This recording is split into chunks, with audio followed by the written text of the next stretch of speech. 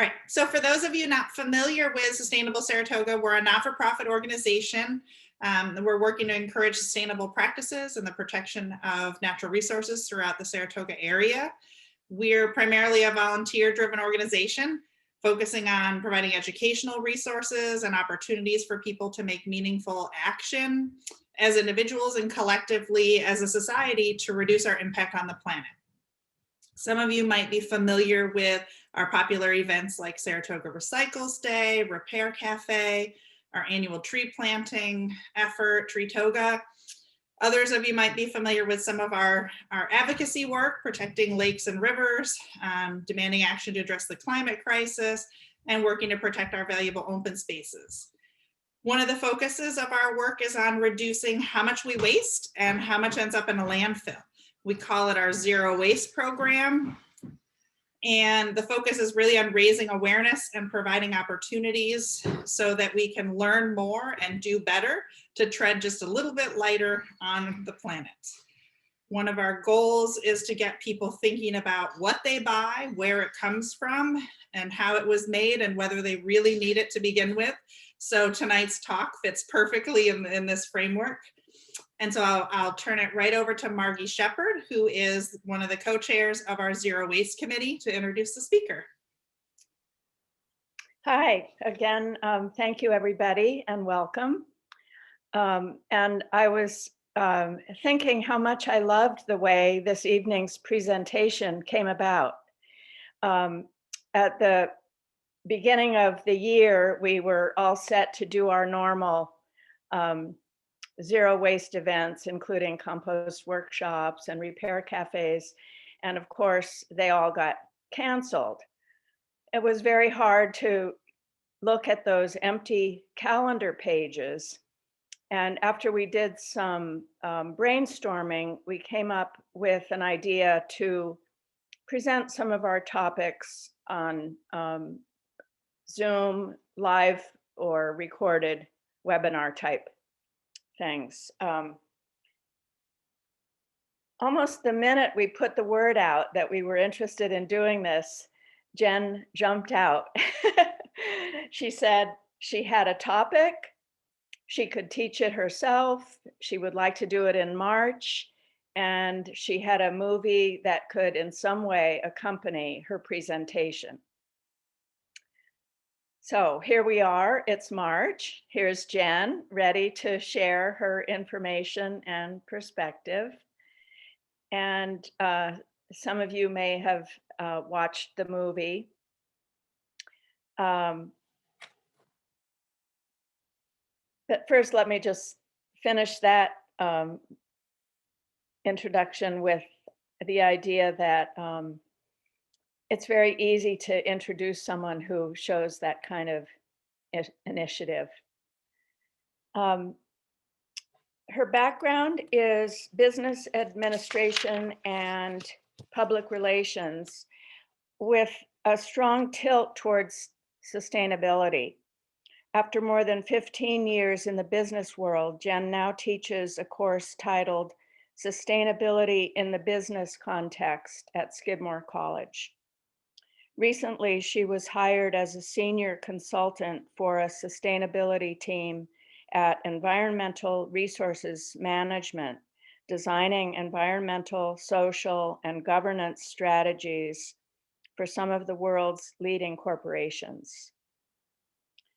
To add to her knowledge of tonight's topic, she created her own business. I hope I say this right. Satnam Babe. That's correct. Selling mindfully made yoga-inspired clothing for children under age 6. I imagine many of you, like me, know a little bit about fast fashion. The movie True Cost showed me how much I did not know of the impact this trend is having on both human lives and our environment. I will turn it over to Jen now to further illuminate the negative consequences and hopefully lead us to some positive steps we can take ourselves to be part of the remedy. Jen. Thank you so much, Margie, and thank you, Wendy. Thank you to Sustainable Saratoga for having me tonight, and thank you to all of you who have joined. So thank you for being here around this topic that I am incredibly passionate about, fast fashion, and then just the idea of consumption and consumerism. So I hope in this next 45 to 50 minutes that we can all dive in, hopefully learn a little bit more from each other. Please reach out, ask questions throughout. Certainly we'll have time at the end as well to have a discussion and a chat and hopefully answer your questions as well. So we'll make sure I'll leave time for that. So, you know, Margie, you did such a wonderful job of kind of teeing me up here, but I just want to illuminate a little bit as to why am I here. So I started out, I lived in New York City for 15 years. I grew up in Clifton Park. So I'm now currently a resident of Saratoga Springs after living in New York for 15 years and always had a love for fashion. I wanted to go to FIT and my dad said, nope, you're not going to New York at 18. So I didn't go to school for fashion. I did end up minoring in fashion design. So fast forward out of school, I was working in public relations for a few years and kind of had what I call a quarter life crisis. So I ended up working at Saks Fifth Avenue on the sales floor as a retail associate, questioning what I was doing with my life. And I ended up staying there for about a year and a half, learned a lot from it. I ended up working in, if you're familiar with Diane von Furstenberg, the creator of the wrap dress, very popular in the 70s, and then kind of made a comeback years later. I ended up being kind of a sales associate for them, really pushing their brand. So I absolutely loved it. I gained quite a wardrobe of clothes that I still wear and have to this day, but it never once crossed my mind, who touched these clothes that I'm wearing? You know, what were the environmental impacts? What were the social impacts of these $300, $400, $500 dresses, to be honest, that I was wearing and also promoting to other customers? So that happened. And then several years later, fast forward, it was around 2013 where I was in the middle of business school and I took a sustainability in the supply chain class. And literally 2 months before that class started, the Rana Plaza factory fires happened in Bangladesh. And if you watched the True Cost film, if you've had a chance to watch it, you're now well-versed in what the Rana Plaza factory fires were. If you haven't had a chance to dive into the film yet, I'm gonna show just 2 really quick clips tonight just to kind of paint the picture, and hopefully you'll be able to watch it after this.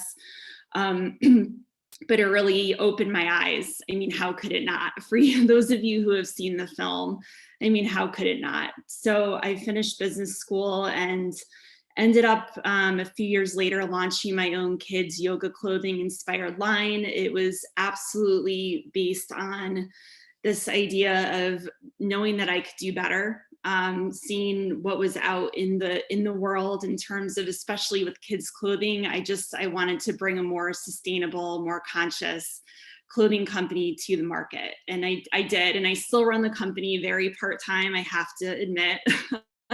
I have other kind of life pieces that I'm juggling with a full-time job, but I absolutely, it's still my first baby, as I like to call it. So that's in a nutshell why I'm here. I just wanted to get a pulse kind of before we dive in here, if folks are open to just letting me know like who's watched the film, just so I can get, you know, maybe an idea of who's in the audience tonight.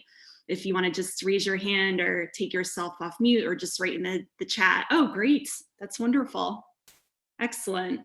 All right. So we have maybe about a third to half who have watched. So that's great. So I'm going to lean on you a little bit. This is slightly interactive. So that's great to hear.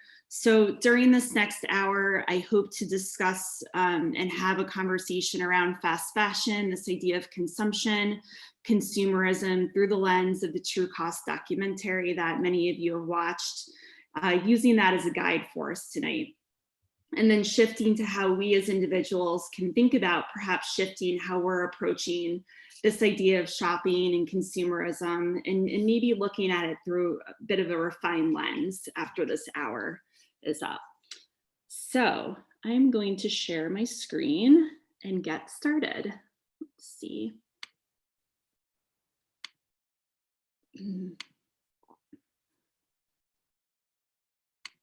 All right, so hopefully everyone can see my slides.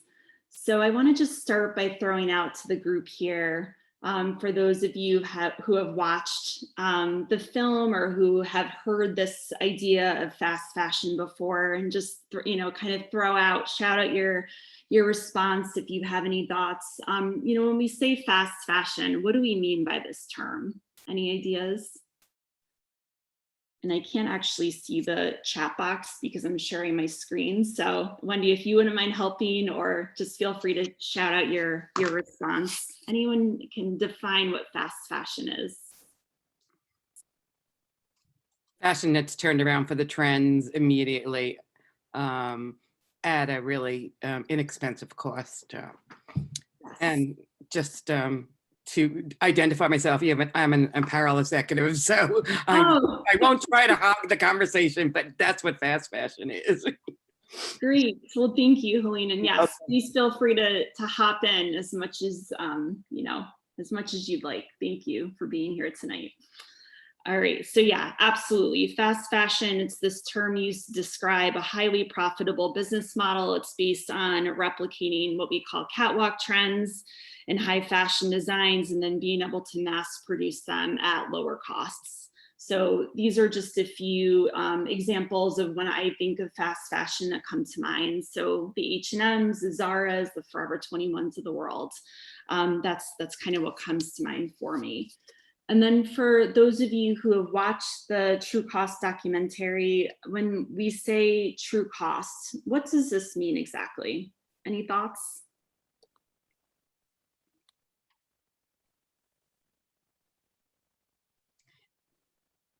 I think it's all, can you hear me? Yes. Oh, okay. I think it's all those consequences that I briefly mentioned, that they just seem to reverberate from, if you call the fast fashion the center, there are all these consequences on the people who work there, the economies that rely on that kind of business. Like in Bangladesh, I don't remember if there were any specific numbers, but that's where a lot of the garment work is done. Mm-hmm. And then there's also the impact on the environment, some of the chemicals that are used. That would be the main thing that I got from the film. Yep, absolutely. Thanks, Margie. So the idea of true cost is not just looking at, the cost of this t-shirt is $3. If the cost of a t-shirt, and I bring my students at Skidmore through this kind of in my first class, but if the cost of a t-shirt is $3, I mean, how could they possibly, when they're pricing this, take into account, are the workers getting paid a fair living wage? What are the environmental impacts on this one product and this one good? So it's this idea of factoring in the environmental and the social piece and when we're thinking about pricing here. So just to give all of you a very kind of brief history on fast fashion, and I took all of this from a book that I'm going to share at the end, just as kind of additional resources for you to maybe think about looking into after tonight's discussion. So this again is very brief, but this was all taken from this book that I'll be sharing at the end. So kind of going back to 1994, we had NAFTA, or the North American Free Trade Agreement. It was this idea of unifying the United States, Mexico, and Canada as a common market with no tariffs. So Ross Perot, who was running for president in the early 90s, he predicted that NAFTA would cause American industry to move to Mexico for cheaper labor. And companies did indeed do that. They moved offshore to Mexico and elsewhere. Also, around in 2001, China joined the World Trade Organization, or the WTO, which regulates international trade dealing, or international organization dealing with the global rules of trade. So that happened. So then from about 2003 to 2013, China's apparel exports to the US, it multiplied fivefold. So there was this global explosion of what we call fast fashion. And an interesting piece here is that around this time, so 2000 to 2014, US consumer prices on all goods increased about 50% in price, but clothing prices actually dropped. So this obviously goes to show that fast fashion companies during this time, they were kind of chasing those lowest bids across the supply chain. Some other quite interesting and eye-opening statistics to also share. As recently as the 1960s, when we look at clothing made in the United States, about 95% of our clothing was actually still made in the US, and now it's just 3%, which is quite crazy. The world also now consumes about 80 billion new pieces of clothing each year, and this is 400% more than the amount that we consumed just 20 years ago. And then the average American now generates 82 pounds of textile waste each year. So historically, maybe many of us can maybe, think about kind of 20 plus years ago, clothing has traditionally been something that we've held on to for many years and cherished and worn and perhaps passed down to other generations. But with this idea of cheap clothing now so abundantly available, this idea of fast fashion, we're beginning to see the things that we wear as just disposable. And we don't always think about, well, when I'm purchasing a product, what's kind of the end life of this product, or where is it going to go after I'm done using it? And we're going to get into that a little bit in recommendations or suggestions for you all to take with you after this webinar. So, oh, you know what? I forgot to show. Let's go back for a minute. I just want to show everyone a quick 2 to 3 minute clip from the documentary. So for those of you who maybe watched it a few weeks ago or haven't seen it yet, I just want to paint the picture here. So we'll just spend a few minutes on this. Well, globalized production basically means that all of the making of goods has been outsourced to low-cost economies, particularly where wages are very low and kept low. And what that means is that those at the top of the value chain, they get to choose. One other quick clip to show everyone that deals with more of the environmental aspect of this.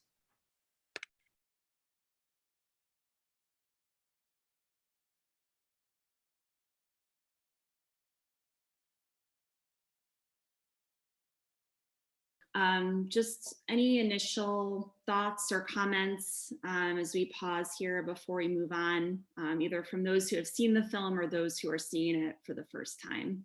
Just shout it out because I can't see I can't see the chat box. So feel free to just shout out if anyone has anything on their mind that they want to bring up. Unfortunately, COVID has actually made the situation worse. Yeah. Couple of organizations and workers activist groups that I'm involved in Asia, and one of the organizations, the Clean Clothing Campaign out of Amsterdam. So a lot of the factory workers have not get paid. So we have situations in these countries where the goods are being made where they're not getting paid, and they're working in a very unsafe. And fast fashion has actually speeded up again during COVID because every retailer was suffering, and so they jumped on the wagon to make sweatpants, fashionable. And where were those made? They were made again in the same unsafe situation. So it's like this cycle that we keep going around. But I've been to Bangladesh. I know a lot of the factories that are still there, and the accidents will continue to happen because changes are only made on the surface unfortunately, and I really think it's people really have to speak with their pockets. And until we get a critical mass of consumers saying to Walmart, the big boxes who really, Amazon, I won't buy this unless I know where it's coming from. I won't buy this unless it has, like I know Patagonia was working on a really interesting project a couple years ago to start doing like tracking systems in a garment so that you can tell where the whole supply chain. But we're such a small drop into the reality of it. But yeah, the one factory owner who says we're chasing price and they come after us for the cheapest and we have to accept it. Their margins are sometimes -1. They're just keeping the factories going. Mm. Yeah. Thank you for sharing that. You're welcome. You touch on a lot of points that we're certainly going to get to, from Amazon to Patagonia to COVID. I'm not sure if you're familiar with the PayUp campaign. I'm getting a little bit ahead of myself. But yeah, we're definitely going to touch on that. And thank you for your firsthand kind of experience and honest feedback as to what you're seeing in real time. Thank you. All right, so just moving on here. So just why did the Rana Plaza tragedy occur? So there's this idea of uncoordinated building inspections. So the Bangladesh garment industry has grown so rapidly that many factories are repurposed buildings, not constructed to code. So I believe even at Rana Plaza, I believe it was originally maybe a 5-story building and they added another 3 or 4 stories onto it. So it was not constructed to code of what a safe factory should perhaps look like. And then there's the Bangladesh Ministry of Textiles, and local municipalities are involved in garment factory inspections. Many international brands hire independent auditors for factories, but there's really no single body that has the resources or the responsibility to inspect all of the factories. So there's also this idea of poor enforcement, with Bangladesh being a very poor country. Inspections are likely infrequent, violations not enforced. When you look at factory owners are on the wealthier side, politically connected. So you have a lot of pieces kind of coming into play here when we look at enforcement. And then also there's this idea that it's unlikely that any factory will voluntarily close, right? As Helene said, the margins are so tight that if they need to close for repairs, and the turnaround times from these fast fashion companies are so quick, how could they ever possibly fix the issues? And then also international retailer lack of accountability, certainly. These retailers need to take accountability for the asks that they're making of factories. The idea of we need it cheaper, we need it quicker, we're going to move elsewhere. These short lead times, unfortunately, just have this unfortunate cycle that's going to keep happening with the pace that it's moving. So just some of the social and environmental challenges that, if you watch the film, certainly came up and played out pretty clearly here. So we have a bunch of social issues here, and then some environmental challenges. Female workers being at the very bottom of the value chain, with the customers being at the top.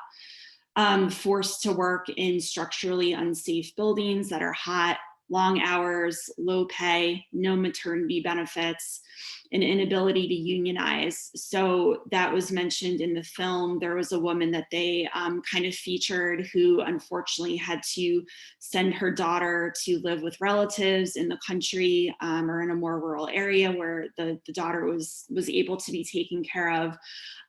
She spoke out and kind of tried to form a union with other workers, and she was beaten. So those are some of the social challenges, and then the environmental challenges. I know we just saw a very brief clip that we watched together, but there is this effect of chemicals on human health. such as disabilities. The woman that we just saw in the film, her husband actually died of a brain tumor, I believe it was. She cites it in the film toward the end. And she said, you know, why I can't pinpoint that his brain tumor was an effect of living here in Texas and inhaling these chemicals over the years. You know, we've seen it even before my husband. So, you know, if I had to put money on it, you know, those chemicals that are in the air that we're breathing in our soil, you know, that's likely what could have possibly caused his death. And then this idea of farmer continued dependence on Roundup, the Monsanto brand that's now owned by Bayer. This chemical, it's, you know, bad for our health, air quality, soil quality.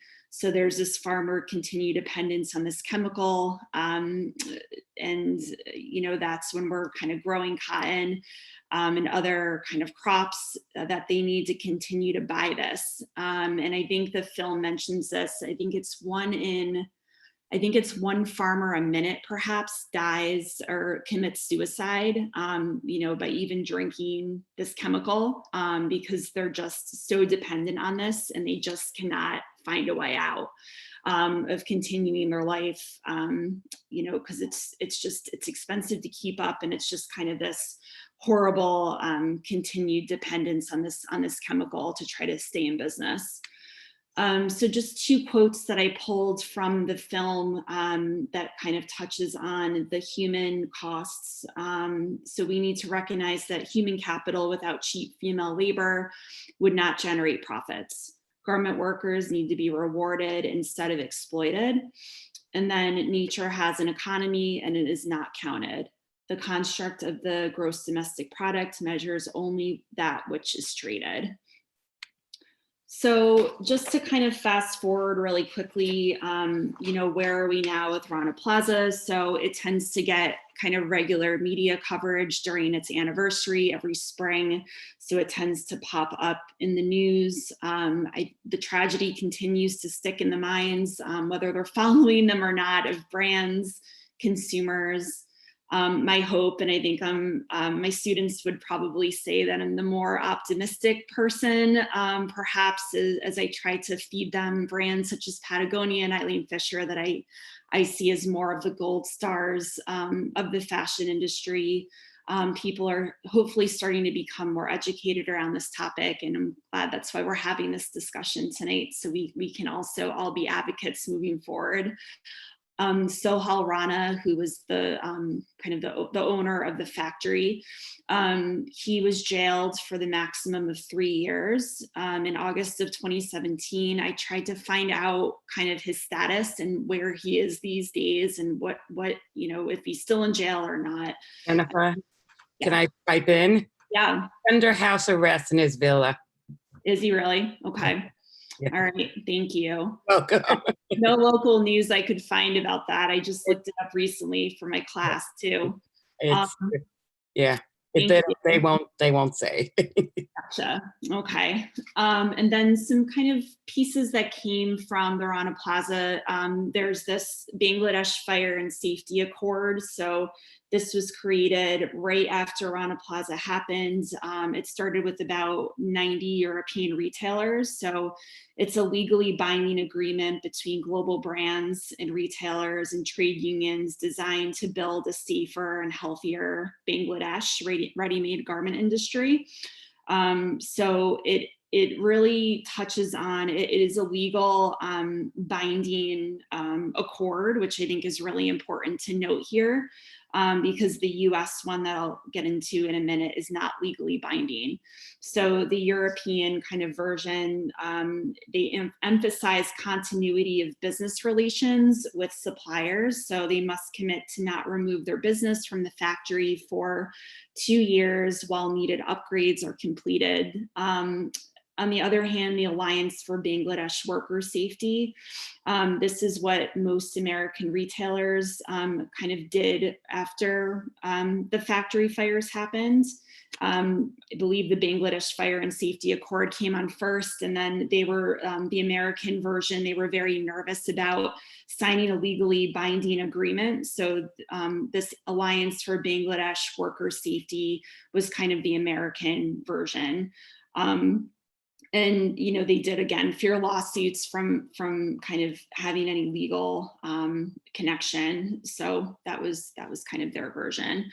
So moving into this kind of where we're at with COVID right now. So this campaign started last year. So as things were starting to get really bad in the US, basically this advocacy nonprofit organization called Remake, they stepped up to help mitigate the crisis. So the founder of Remake and her team, they created this PayUp hashtag. And the idea was to expose the brands that canceled their order during COVID and never paid for them. To Helene's point before, kind of leaving this trail of financial devastation for the workers themselves. Again, the women, by and large women at the bottom of the supply chain who don't have that voice. Those are the people that were left behind. So the PayUp social media campaign, it was anchored by a petition calling for brands to pay garment workers what they're owed.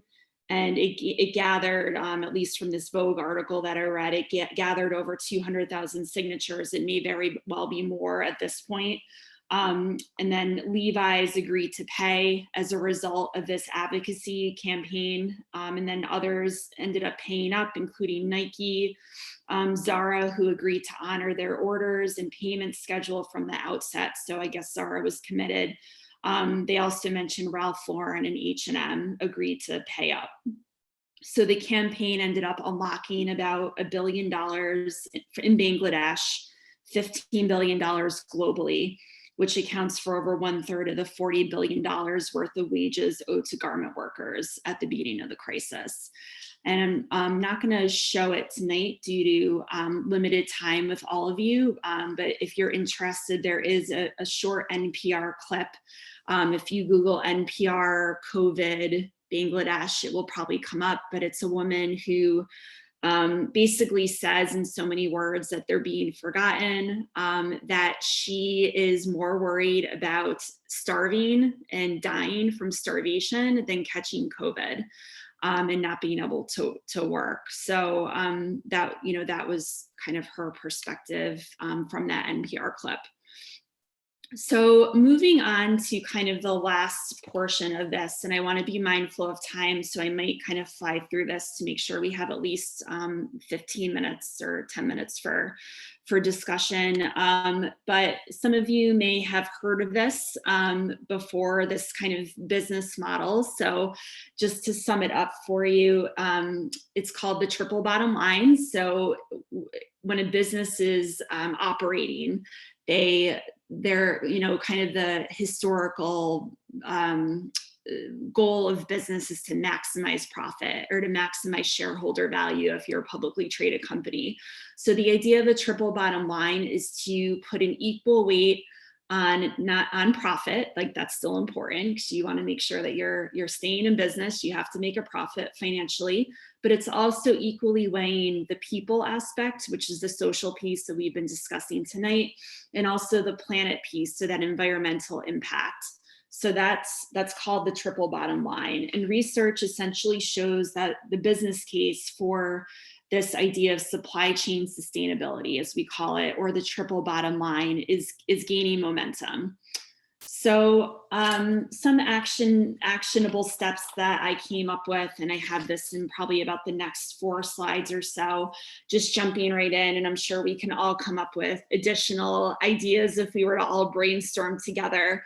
But before shopping, I would ask I would ask yourself, or encourage you to ask, why am I shopping today? It can be almost that easy. Are you feeling an emotional void, or do you absolutely need the product?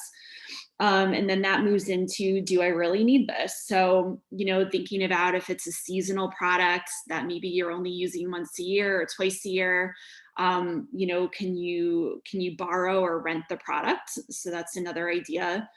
I alluded to this earlier, but thinking about a product's end life before you purchase it, which might sound a little crazy, if you're purchasing, whether it's a garment or something else for your home or otherwise, when I'm done with this product, where is this product going to end up? How can I ensure that it's not going to end up in a landfill, for example? And then many of us are very well versed on this idea of reduce, reuse, recycle. We've all kind of heard that over the years. I think there's a greater emphasis on the recycle piece, but I think the reduce and reuse is certainly very important. So purely reducing the number of products that you're buying. So I mentioned here, do I really need 10 white t-shirts, or do I have enough already in my closet? And then the idea of reusing, so saying no to single-use products. Once you start to go through this, I think even in my own home and kind of taking stock of, as I try to become more and more sustainable and friendly to the earth, thinking about, all right, aluminum foil, paper towels, napkins, there's all more sustainable solutions to single-use products that we can come up with. And then other actionable items, can I actively find this item in new home? So that goes back to kind of thinking about, what am I going to do with this product when I'm done using it?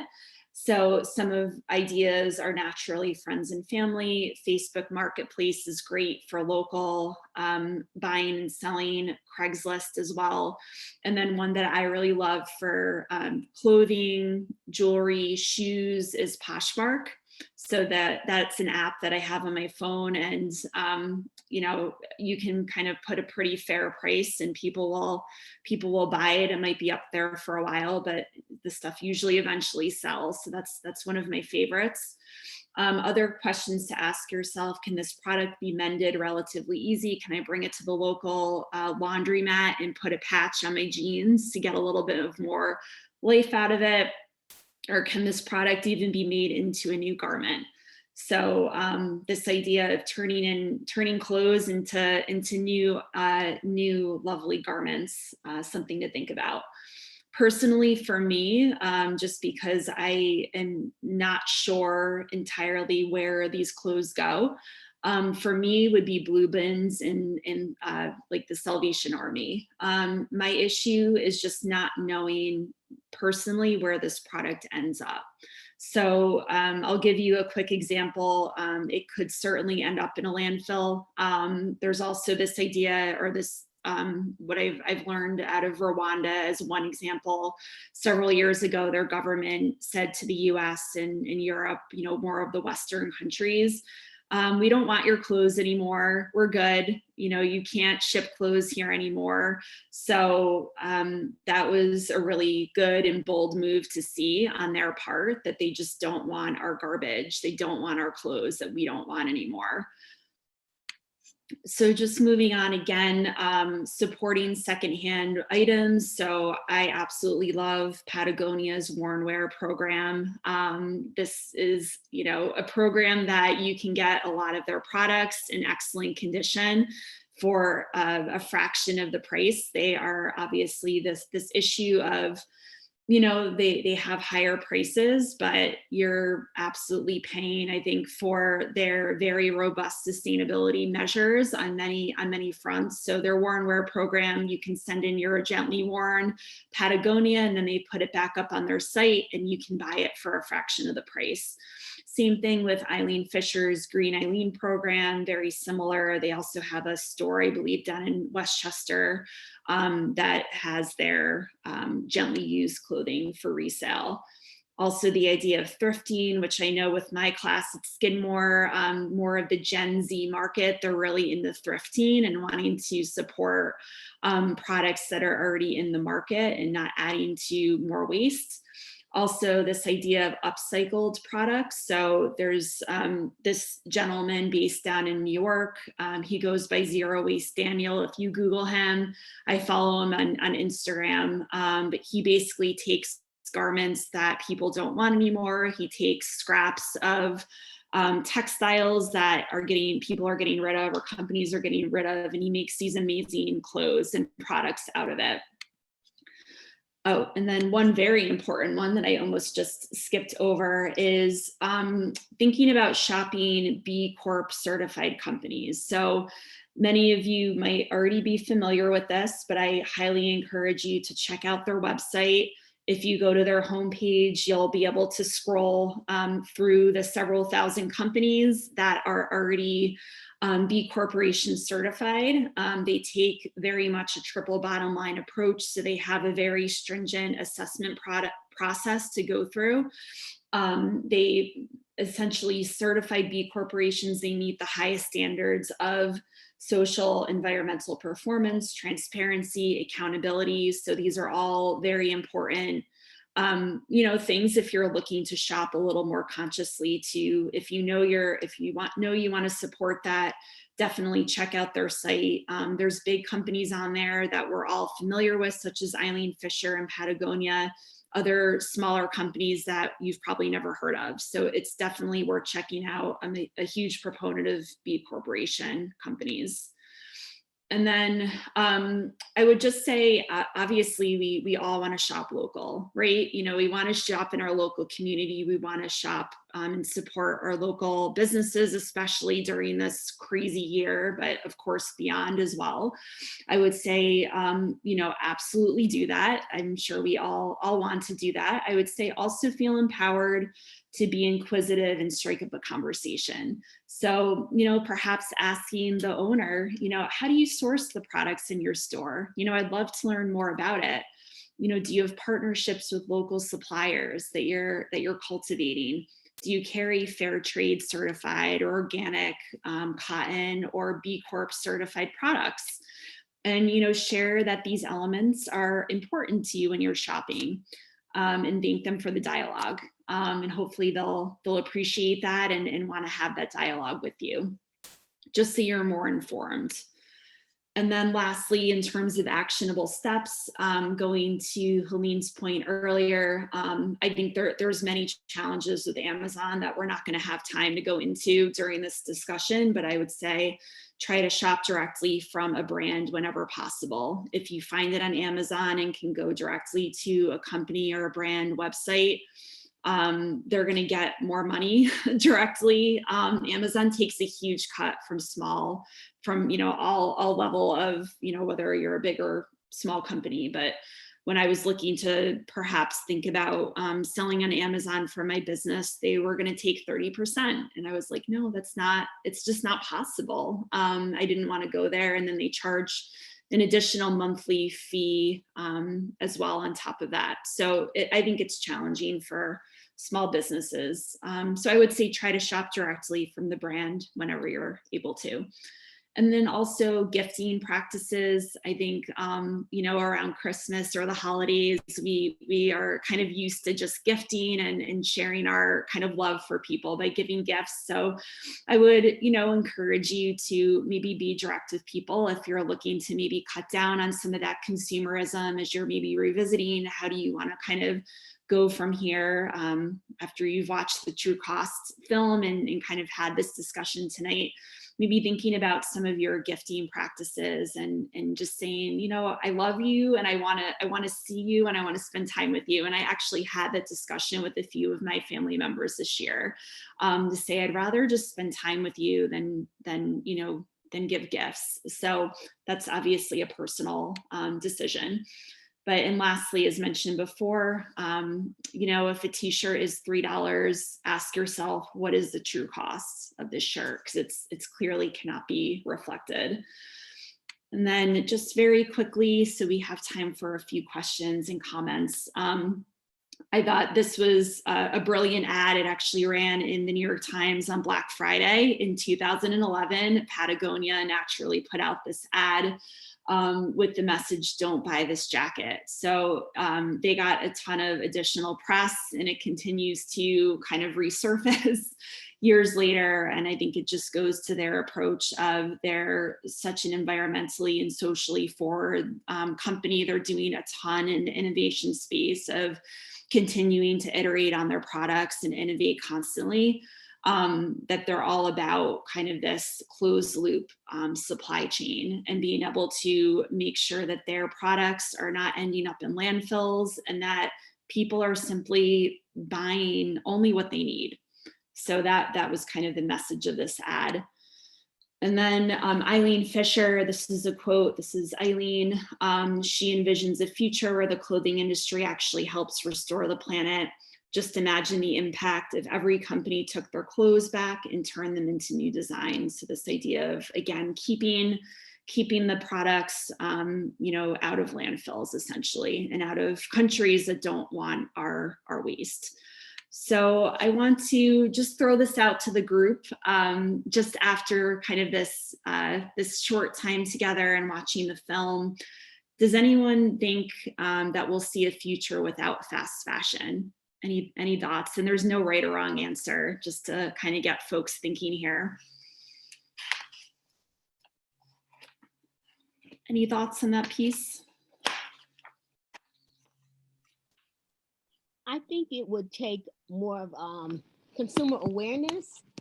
Even like tonight, I signed on. I just happened to be browsing in the just looking at the Time Union and saw this because I'm interested in fashion and working with women and auditing their closets as part of my business. And I found the YouTube video so informative. And I think it's getting an awareness out to consumers. And as we talk to people and make them aware of and have conversations with them about true costs and what is it truly costing for you to purchase that item. And I have to rethink, because I love clothes, fashion, everything. That's me all my life. My story is almost similar to yours, not wanting to go to New York, but too young at the time. But it's really consumer awareness and what we're doing, and how we waste so much in America and think nothing of it, and the cost in people's lives to make what we put on our backs or, purchase. Absolutely. Thank you so much for that.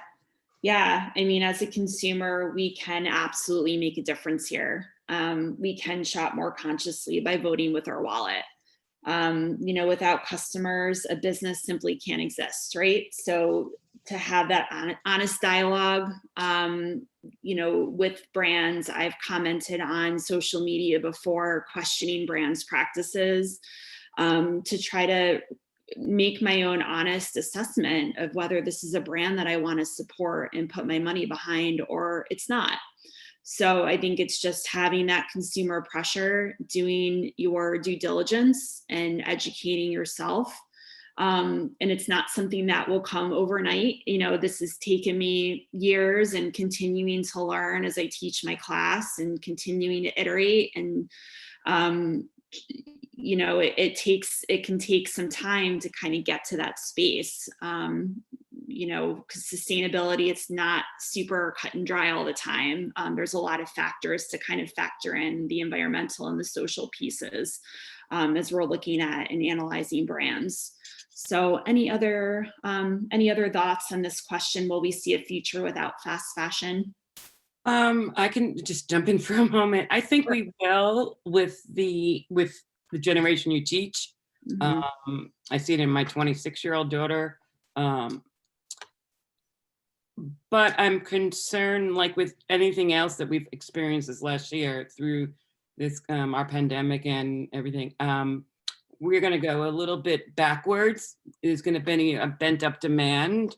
Those that are conscious will say, well, I don't need to buy this anymore. I think a lot of people are aware of, I just spent a year never wearing a business suit, and I don't think I'm ever going to, so we'll change patterns of businesses. I think we have a long way to go without it. Especially considering it doesn't change at the retail level if it doesn't change at the big boxes. Mhm. And when a Rana happens or something else happens, or it'll get the same exposure in a way that any of our other social justice things happen. It has to take, I think, we need to have a sustainable czar, or somebody that's working in our government, maybe Kerry's group with this, looking at climate change, but also looking at what does the textile industry. I mean, it's one of the biggest polluters. Mhm. It's the Um, second largest polluter behind the oil industry. Yep. Which is crazy. I don't think people realized how No, big of I a think polluter so. fashion is. Yeah. Like any other campaign, it's going to take some really motivated, youngins, motivators, influencers, um, to really speak up about it, and be more clear. They are into thrifting. I run an upcycled sort of collective, and with a lot of young 20 somethings that, are really into sewing again. But it's a very small margin. I mean, when I look at the percentage, so I think it has to do with pressure on the big box retailers, Mhm. affordability, accessibility. There was a thing the other day on Instagram. It's not about sustainability, but it's about calling out a brand. So Loft announced that they were getting out of the plus size market, and they have created a market of affordable clothing for that population, and it's a huge population, and probably about 5,000 comments of angered customers that they, so the pressure of social media and out there, and then the word, so I think when more people understand what really fast fashion is, and and the supply chain, and that there's no living wage, and Right. Yeah, no, absolutely. sorry, I can go on. I don't want to monopolize it. No, it's all appreciated. I joke with my students now that they know about Rana Plaza, now that they're going through this course, that they have to be an advocate. They have to speak up.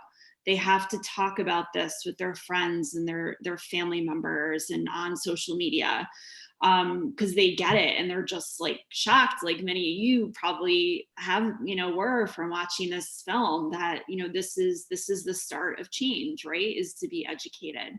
So just kind of in closing here, just some additional resources that I like, that I would recommend. So Fashionopolis, this just came out last year. The Saratoga Library does have it.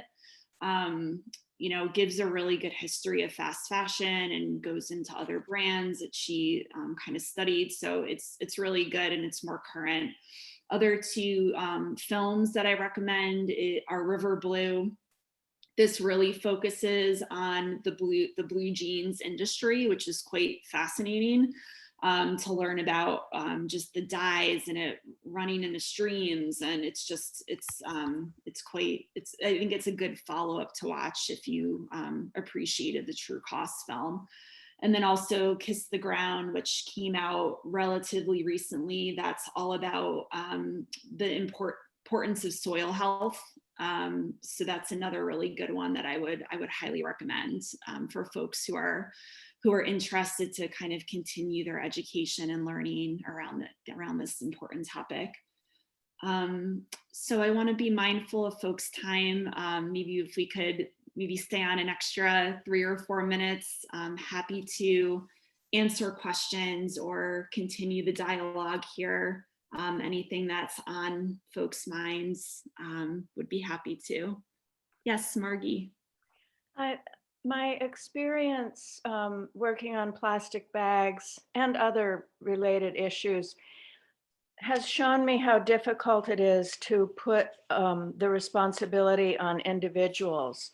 I think it's important, but it often isn't enough, or things move very slowly. And the example is that different community governments and state governments now are enacting some kind of plastic law. plastic bag law.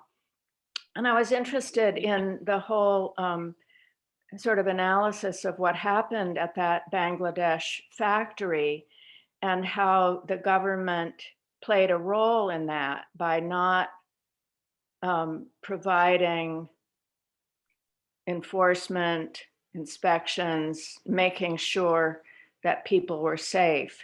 And I'm maybe not connecting those two things very well, but I do think that a government can play a role in these issues, and they have a lot of power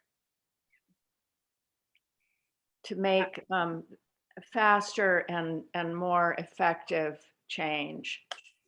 Yeah, no, 100%. You know, in my class, we have more time to dive into the various stakeholders. So one of the stakeholders is the government. You know, what is their role in this process? And I believe Bangladesh has, you know, they want the fast fashion industry to continue to produce, because if they start having these regulations, you know, these fast fashion brands could go to another country and they lose out on business. So definitely the government has a huge role that they absolutely should be playing in this process as another stakeholder in this larger issue. Maybe one more comment or question, Whitney? Yeah, so as a mom with young kids, and I'm sure with you having, you know, a children's line, I'm okay wearing the same things over and over year after year, but I think my biggest waste comes from my kids because one, things get stained, ripped. It's almost disposable clothes. I don't really know exactly what to do to make their clothes sustainable. And I also don't really know, is it worth spending the money that I would spend on something that I can literally wear for 10 years versus them where I know in 6 months they're going to grow out of it. And I don't remember what we did as kids. I think my mom sewed a lot of stuff. But the reality of it is that a lot of us are not, you know, I can't do a pattern. I don't have the time to do that. So do you have any recommendations in that area?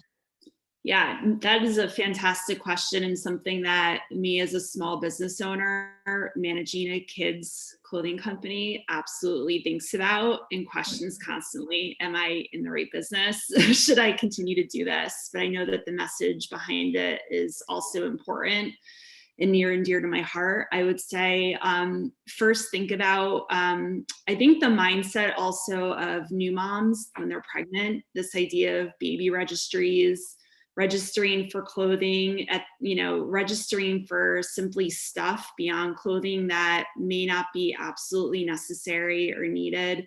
I've written a little bit about that, just kind of questioning, why the heck are you, buying 0 to 3 month clothing for a baby shower, when essentially the kid might not even ever be able to fit into that size. So with my company, I never even made 0 to 3 month clothing because I just saw it as such a waste. That was just a business decision that I made from the beginning when I started my business. I would say to give thought to other moms in the community, thinking of ways to connect with them.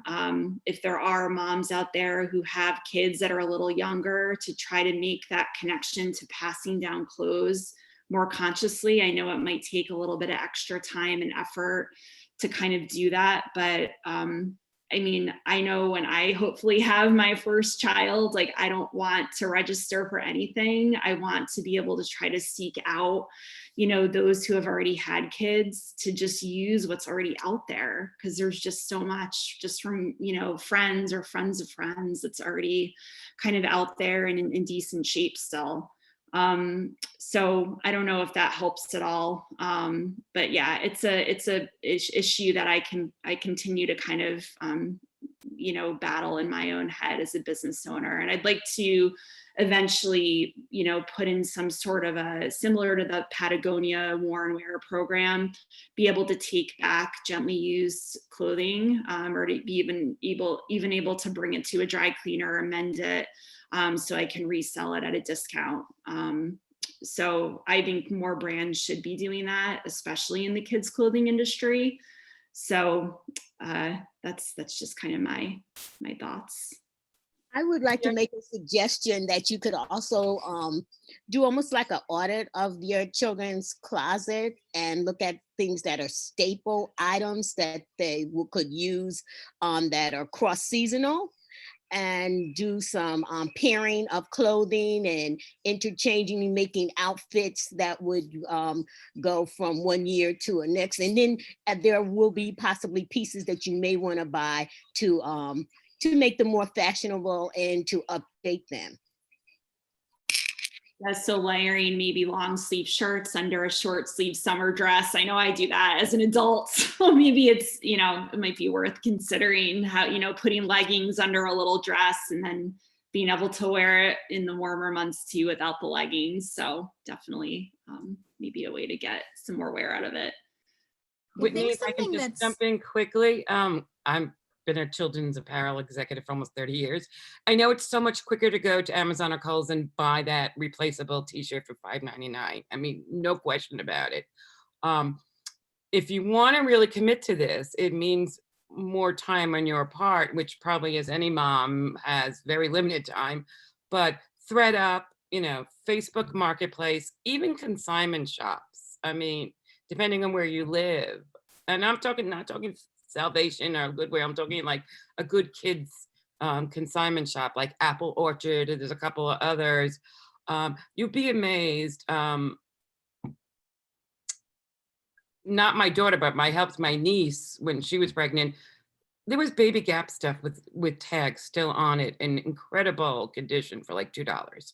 So it's about your commitment to how much time you want to spend doing it, really. You know, that's my only way around right now, because the other alternatives for kids are just too expensive. Like, you know, they're not reality. You can't spend $25 every time on a t-shirt as parents, and if you have more. So if you're looking to do it that way, there are some kids companies that are doing a lot more of, you know, return stuff but it's doing secondhand or never used. Facebook, I see lots of stuff that's never been worn.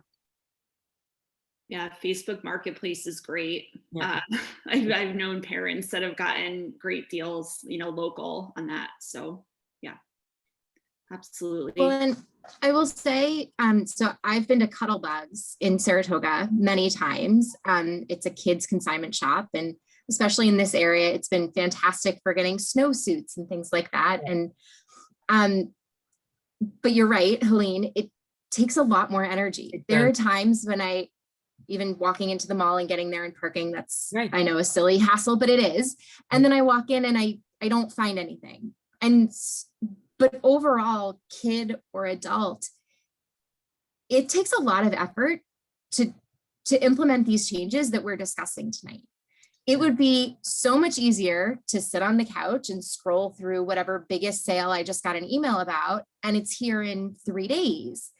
And so it's hard work to make this change, and it is us that needs to start making this change. Even one of the questions I wanted to ask was, are there places specifically in Saratoga that you would recommend that is very conscious of where they're sourcing their clothing and things like that? And you kind of turned it on to us, make sure you're having this conversation and ask these questions. And again, that's time that we have to commit to walking into a store. And I want to do it, but this is a lot of work. And so I think even just being part of this conversation, we're all taking that next step. But overall, all of this takes longer to find the right clothes. And make sure we're doing right by everyone involved. So thank you so much. This has been wonderful. Thank you for those comments. I appreciate it. So I want to be mindful of everyone's evenings. We've gone a little bit over, but I just want to thank everyone for coming tonight, for bringing your honest thoughts, feedback, questions. Really appreciate it. Please feel free to connect with me. I'm on LinkedIn if you want to continue the conversation. I'm under Jennifer Coulombe, so feel free to connect. I can also drop my email address if that's okay with you, Wendy, in the chat box. Is that okay? Yeah, absolutely. And you don't have to, if you want to stay and chat more, don't feel pressured to go. People can sign off as they need to. So whatever works for you is totally fine with me. Okay, that sounds good. I just dropped my email in the chat, so if anyone has follow-up questions or comments, feel free to reach out. Does anyone else have any other burning questions? All right. I all of a sudden feel great about all my old clothes that I wear every day. I'm staring at 3 bags that I have that I've been doing in the past week. So I don't know whether I should feel good or bad, but they're going to a friend's and friends. So Good. All right. Well, thanks again, everyone. Thank you. thank you. Thank you very Thank you. much. Great. Welcome and have a great evening, and hope to see you all again soon. Keep in touch. Bye-bye. All right. Thank you. Bye. Bye. Bye.